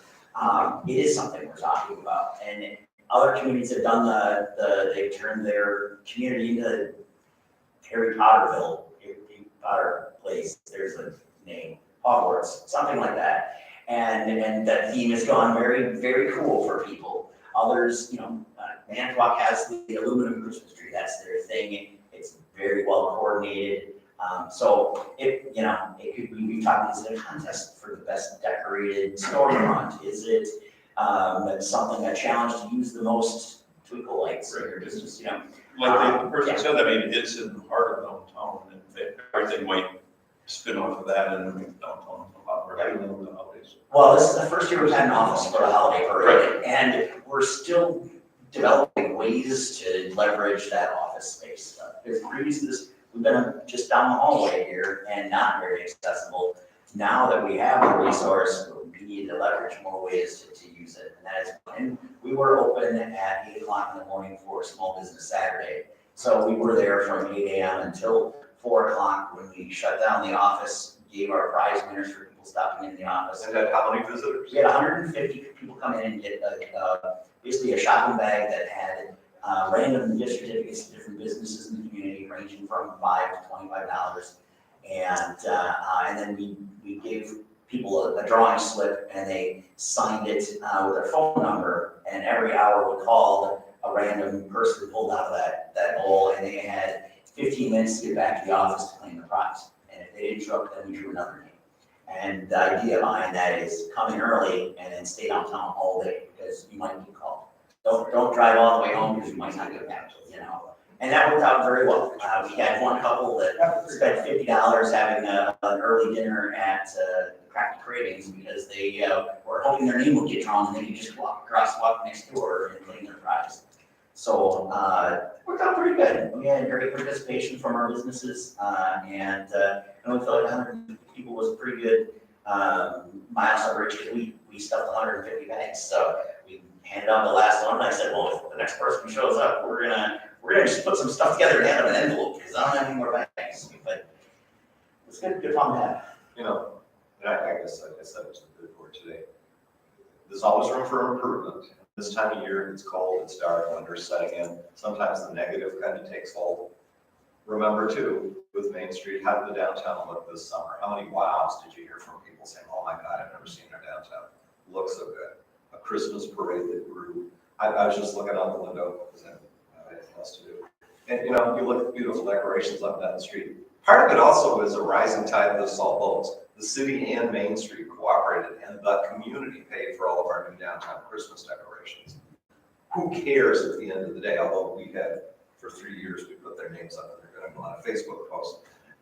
The main thing is keep it moving forward. On the lighting, we're past COVID now. I think it's time next year to say, what would it take to outline the community house like City Hall in lights?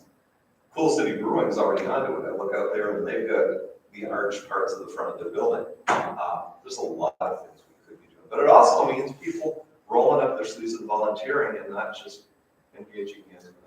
Park 365 is Yeah. Christmas though next year. That's going to be a beautiful setting. Yep. And beer talk doesn't get you there. It also means engaging or coffee talk, whichever you prefer, engaging and being part of it. Otherwise, it's only an over. You couldn't give the day, the rest of the day, etc. So that is something that we're definitely talking about, and part of it is engagement. We want to have not 5 places lit up really cool. We want to have 50 places lit up really cool, and maybe we get there by starting 5, and it gets to 10, and it grows. So that's always what we're trying to look for is engagement. When I see businesses that want to engage with the program, it's really easy to grow that when you get their engagement. When if people are slow to engage, you have to either realize, is this the right program for them? Do they not want it?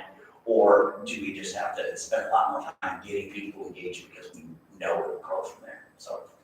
I got a couple more here. Now, I see you mentioned, you guys can actually, like Parallel 44, Forest Inn, Handicraft, Wood, and Port. Do they contribute to? So they don't. No, they do not. Although some of these have been some of these have been sponsors of events, but they are not within the bid district. But what I'm trying to establish is that there's a lot going on in our community, and that when there are shows at Forest Inn, people don't have restaurant choices out in Tisch Mills. I mean, there's a couple places out there. Fat Boys 2 is a good pork sandwich on Thursday nights. But in any case, we want them to come back downtown to Rivers after the show for dinner.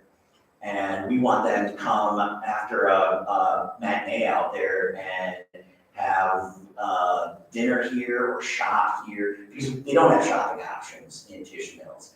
They don't have hotel options in Tisch Mills. So by promoting, and this, the email I send out weekly is really promoted to businesses here in the community. And so the idea being, if you have guests here that are saying, hey, what else is going on.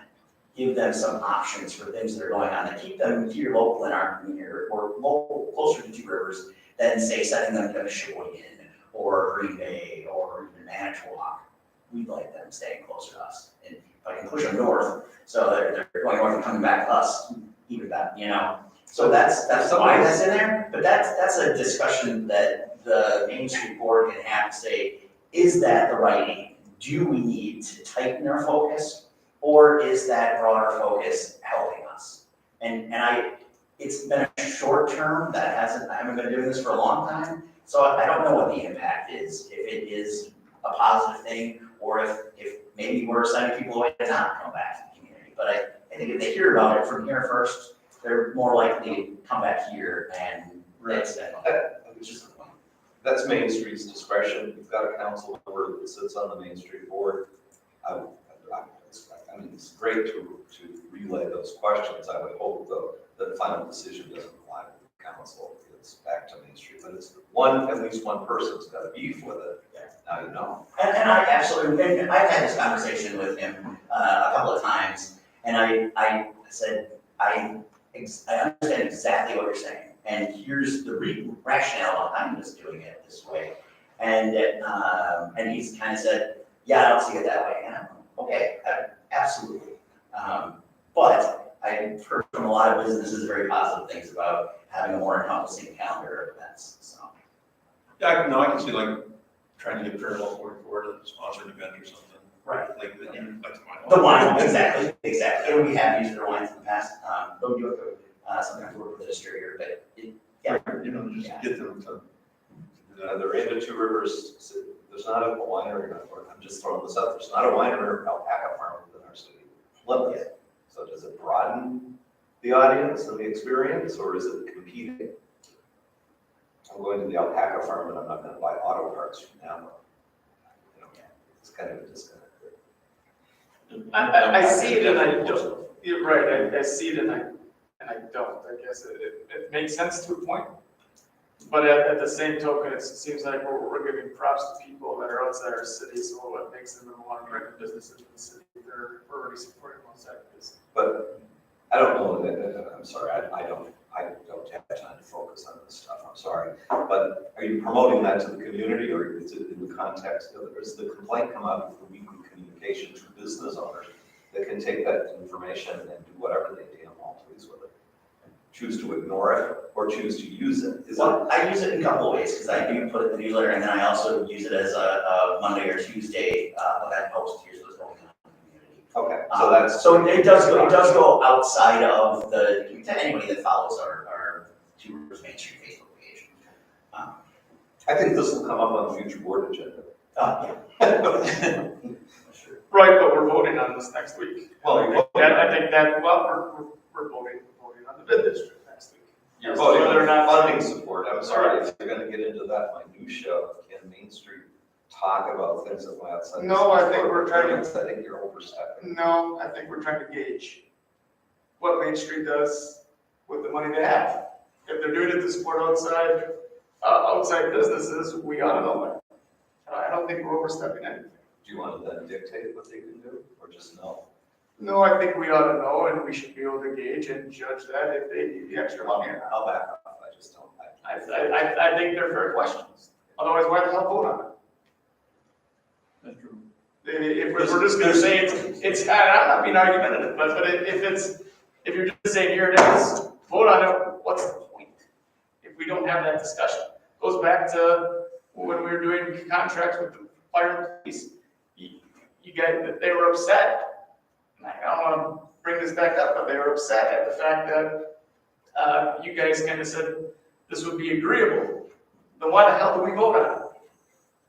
When we want to go back, why the hell vote on it? It makes no sense for us to figure this I'll out. leave that to the council, it just seems it's.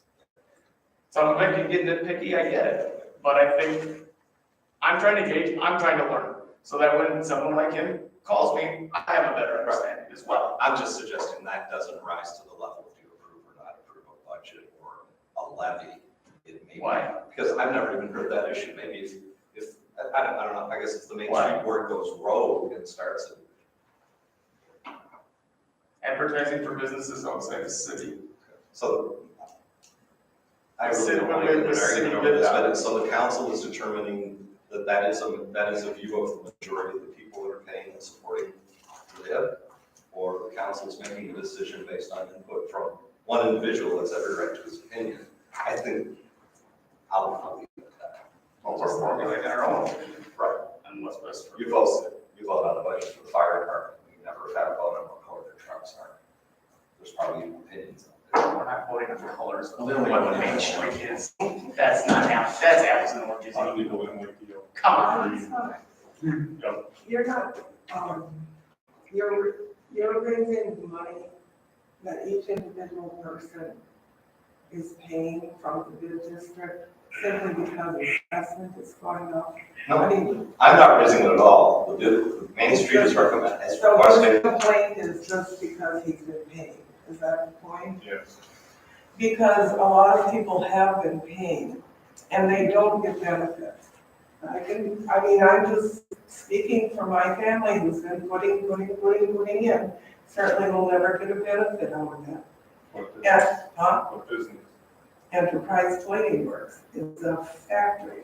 It's not there anymore, but there's not even things like. I was gonna ask you, I saw you on the bid list, I saw the name on the bid list, and I was curious about that. Is it your Because there's no choice. I mean, it just got cherry picked. And this one we won't do, but that one we'll do, and I don't even know why they went up that far. They didn't take Collinsburg, who has a lot more money than we had. And then it doesn't get Madison Street, who sometimes gets signs for their business. I'm not trying to complain. We've never complained. We've just paid it. But I'm trying to defend people who are wondering, gee, why am I paying money? And whether you think it's peanuts or not, maybe it's not easy peanuts for some people to pay. It just might not be. That's certainly true. But I'm just saying, I know that district has been cherry picked. It was adopted by, it's not about the money, it's about the principle. That's basically Well, how- I don't know for sure what he means by principle. I mean, Just the thought that he has to, doesn't have a choice. That's, yeah, that was. it doesn't have any say. Unfortunate thing. That was an unfortunate thing, especially because it does go mostly for Main Street. Main Street does a lot of good things. It does a hell of a lot of good things. You know what, Darla, I'm not trying to say it doesn't, but it helps those businesses. What has Nathan Klein done, for example? Even though he has started to gone into the tourist thing by renting all kinds. And not everybody gets a benefit, is my point. Even when that lot has been for sale for a long time, there's no help from anybody for that lot. But I think there might be for some of the businesses on Main Street who want to sell. I'm just telling you how sometimes for this one, they get advantage and that one doesn't. And they do have a point when most people who put money into something want to know what they're going to get out of that. That's not unfair. No, that's why there's a huge focus on that. I'm just. They weren't served that well over the last couple of years, and we recognize that, and we're trying to rectify it. Well, I'm just trying to defend what the questions are that are coming up. Like I said, we never said anything, because we know that the government has called. So we just do what they say. I just have to say that. Well, why?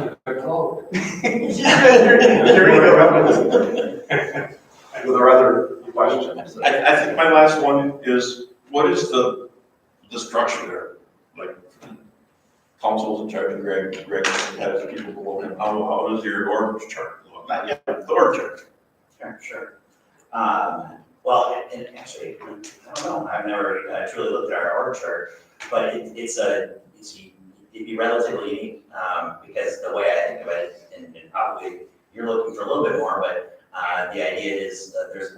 directors that are 13 people that are at the top of the org chart.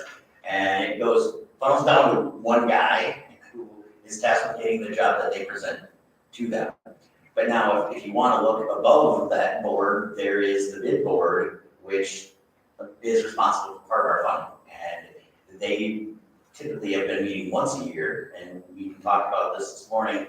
Maybe we look at a mid-year update to see where things are at, to let the bid board know, hey, here's what we're doing with the resources you're spending upon the organization.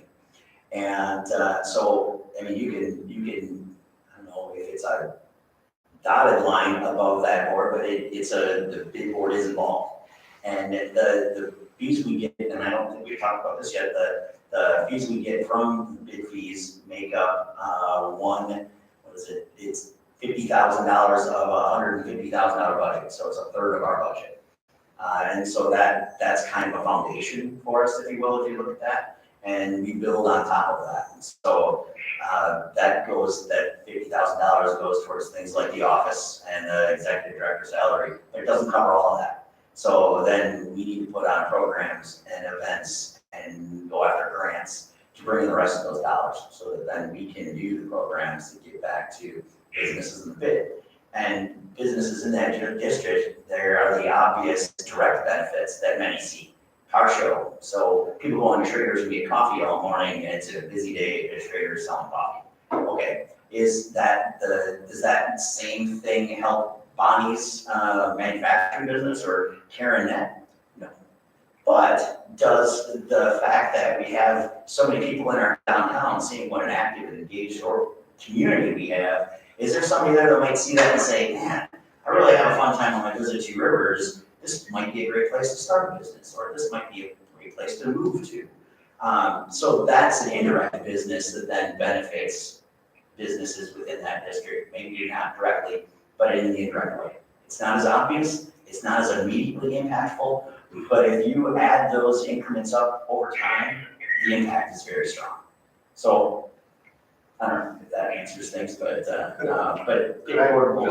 You asked if you fill in something, because when Jeff talks about org structure, yeah, I mean, the director of Main Street, who presently is Mr. Ring, is an employee at will of the 13-member board. But how does that 13-member board come to be, with the exception of spots that were reserved when it was set up for a council rep, the city manager, and an historical society rep, which they've taken a pass on providing in recent years?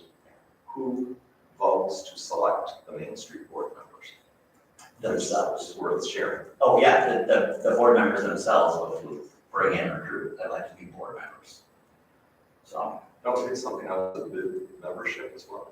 Yeah, so then once the Thank you. yes, That's still new to me. So once the board itself recruits their members, they put that out to the bid members to approve them by vote.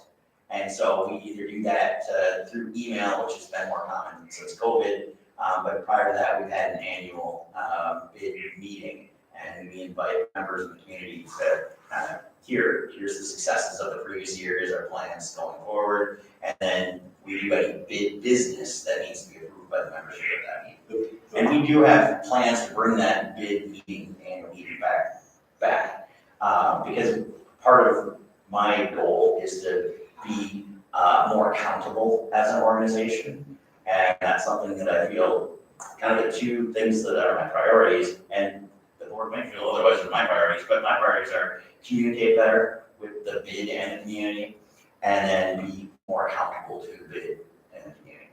With the bid being at the top and the community being a part of that, that's secondary. And the board too is, in my experience, you say selects, well, it solicits, and I think that email went out to all the bid payers.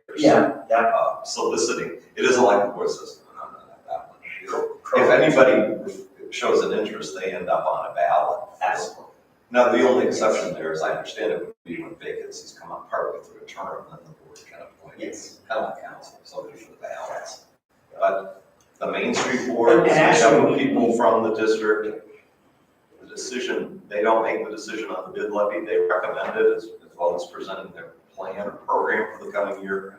Bid board, which has to consist of all all owners of properties or businesses in the district, has to approve it. Ultimately, though, you're right, final authority rests here, city council has final approval. So there's a fair amount of involvement if people wish to be involved. How often is the board meeting? The Main Street Board meets monthly. Okay. The bid board, by design, was only set up to meet once a year because, again, their sole purpose is to provide funding in support of Main Street. They could meet more often. Why is there a downtown Main Street office right now? It was a darn good idea, but the real impetus was last year when the bid board got together. Bill Keel and Marvin Moore and forget Chow Chan, who's left the business community, so can't be on the bid board anymore, all said, you know, it's probably time you get back downtown in a storefront. And that's, honestly, that's one of the costs driving, one of the costs driving an increase in the budget. If you come here, there's a cost attendant to be in that. So I feel like it's a bit of a curse and a blessing, being on the council and in this position, because I was able to answer some of your questions here tonight that if I wasn't in this role, there wouldn't have been a Main Street director here to answer those questions. We would have had our rep, Darla, would have done a great job representing Main Street. I guess I can answer some of these directly, so. If you get a chance, then I can pass this on to you. So just send me an email on what you actually do for sharing members, all right? That way I can pass it on, and I, for my own knowledge too, check. Feel free to would copy the entire council that way. I can do that. It's transparent. I do like the weekly emails. I do, that's something we never got in the past. It's good to know what the heck's going on. And I'll be a little snarky here, because I'm very snarky sometimes too. Even though we don't vote on that. It's got nothing to do with what we're doing. I like to tell her, Yeah, never get rid of I've that. heard from other people that don't like it either. Well, I thought, I bet you there's a lot of stuff to talk about, but Main Street keeps all of this stuff to talk about, so. So far, so good. I'll take credit, maybe someone's rubbing it up. You guys are gonna start getting recipes from me every week if I start running out of stuff to talk about. All right, let's move on. We got a short That's how deadline. I had questions, and some of mine, some were his, So- I don't know all answered. Is someone going back and talking to Nathan Klein? I think I've had some email conversations. I've said I have kind of too. what Jason has said there too. So it's kind of stuff that I. Okay, so it's like one person, I don't want him to be forgotten, and I know he I won't, but. For my part, unless I get another request from Nathan, I will respond directly to him, then I will be sending him the budget information that was provided to the bid board today. I'll copy all of you on it. Beyond that, I'm hearing Jeff. Feel free to get back to him because, I mean, I did you remember can today. feel that's your responsibility. He did contact you. Exactly, and I did that, but I don't want to double work with someone else's doing. So that's why, And he that's emailed great you. Jeff went there, so I'll just say that, to him, that we talked about it tonight, Jeff's got a bunch of information, And you know what, so we'll get back to it. almost to retract something I just said. I'll copy all of you guys. I don't vote, I can't get the problem of walking quorum.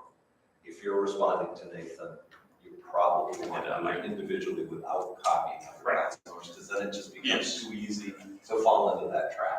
Yeah. It was just easier for me to go there because can you imagine all this information over emails would have taken like 2 days?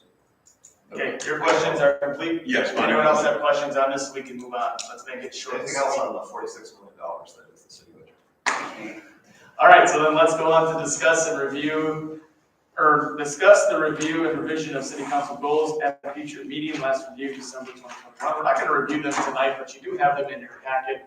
Something to kind of look over if you have something that you see from when you got your packet that you wanna change or add or talk about right now, we can do that, but I think we'll take a whole nice long look at this at a work session in December. No, we don't have a work session in December. We don't, unless you want to have one. But we can also we can discuss it even at a meeting. It doesn't have to necessarily be a work session. Otherwise, we'll get right to it in January. So you have those in your packet. Again, we don't have to spend a lot of time on it tonight, but we do want to bring it up. January is a 5 Monday month, and it's the dark of winter, so if you want to do a work session just on goals. We can do that. It's probably good that we do it and review them and add to them.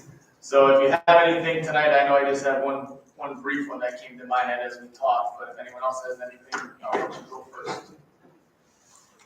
Well, I have, Go ahead. I would rather do this as a discussion, just because As a work session? yeah. Yeah, I think we're gonna do it for January, because we don't have a December, it's about for the holidays. So January work, so it'll be the end of January. Mhm. And that gives us some more time to look them over to what's on there and maybe what needs to be added. And I don't know, I've had to talk to Jeff and other members of the Personnel and Finance Committee. In the past, the committee and then the council wanted to look at this, and I'm not gunning for this to be done by year end, but as it relates to whether or not the city manager gets the budgeted wage increase that everybody else gets.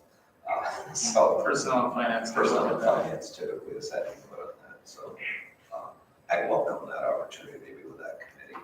Not revising the goals, but saying how we doing and what we have. We can look, yeah, usually we do look at them and see what we've accomplished and what we haven't. Yes, but this council, So December for that, that'd be great if we could do it. Personnel and Summer, Finance. I'll get back with you guys as to your schedules. again, that's just us overlooking, Greg, we still as a council look over this whole sheet as to what is coming forward for the next year.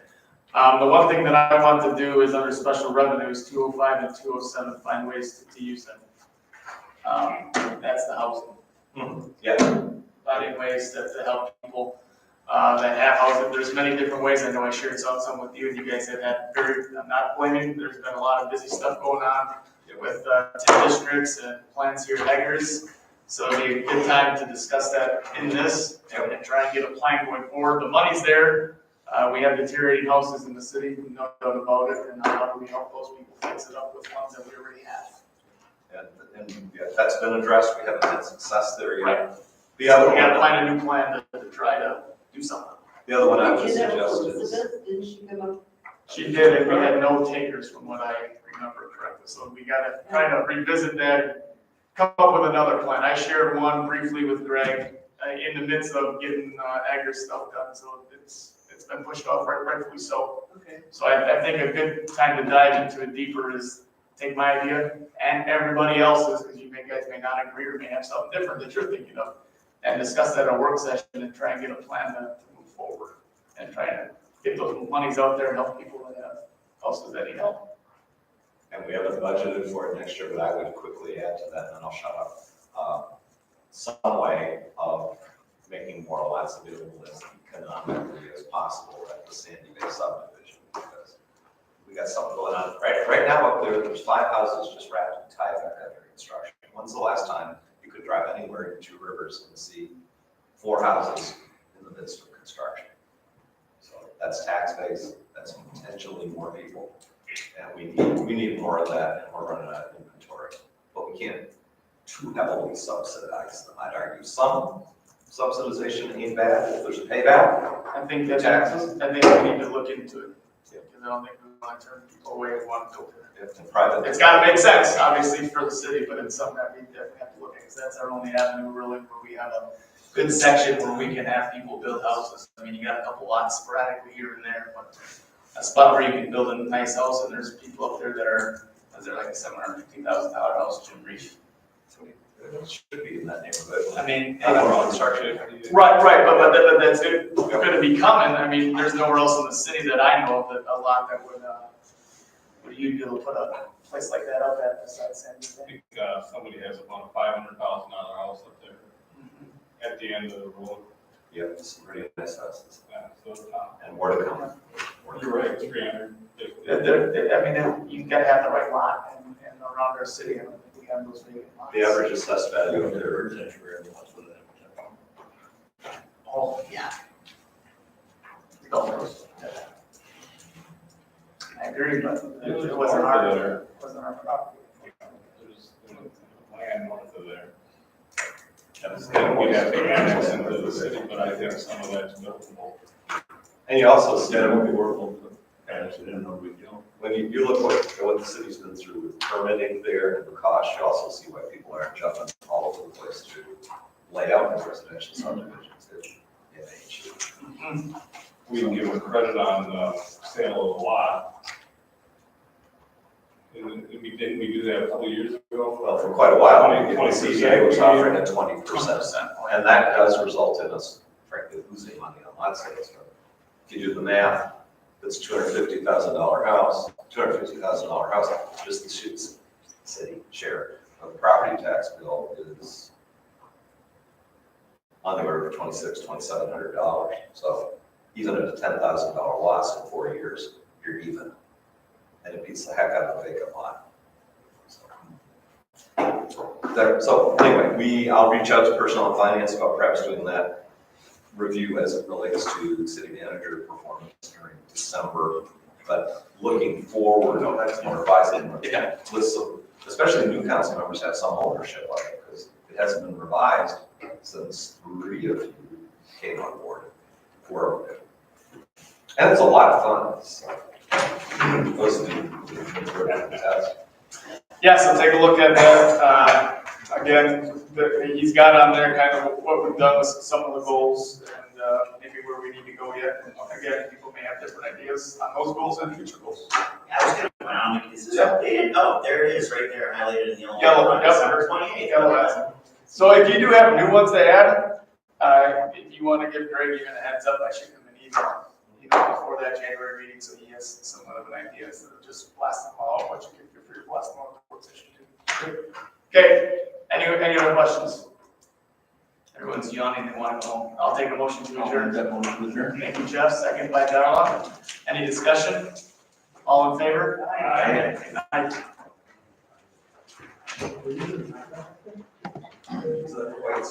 Yeah. I think that is like.